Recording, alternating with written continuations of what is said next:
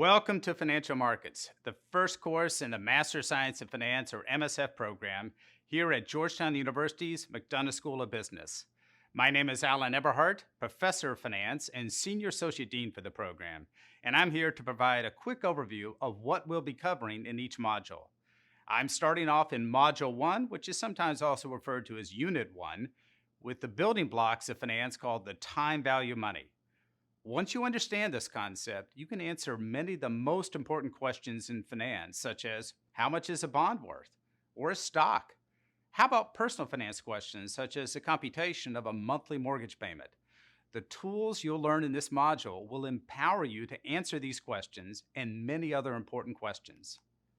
In Module 2, we're going to show how to value bonds. A bond is a contract where the bond issuer agrees to pay the bond holder some money in the future in exchange for some money at issuance.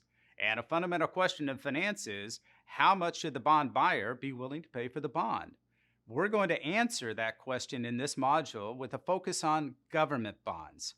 We'll also take a deep dive into something called the yield curve, which shows the relation between interest rates and duration, a concept that I'll explain in detail.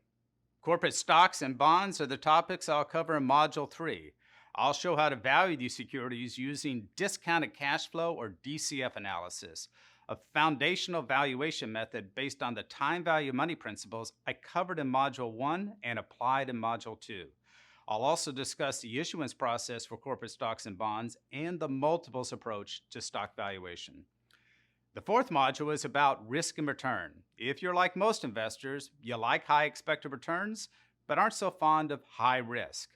We'll talk about how we can measure expected return and risk and how the notion of risk changes when we can form a portfolio by diversifying across multiple investments. We'll also show how to find the optimal trade-off between risk and expected return. In Module 5, we're going to build on our discussion of risk and expected return and dive into asset pricing models, which provide explicit guidance on where you should invest your money and how to estimate the expected return to individual investments.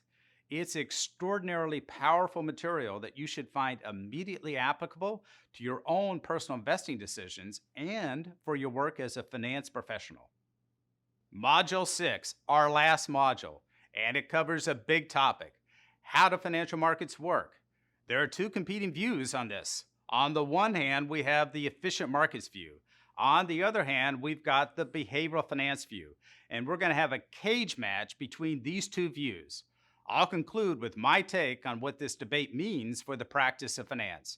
So welcome again to Financial Markets. I'm thrilled to be teaching this course, and I look forward to seeing you in Module 1.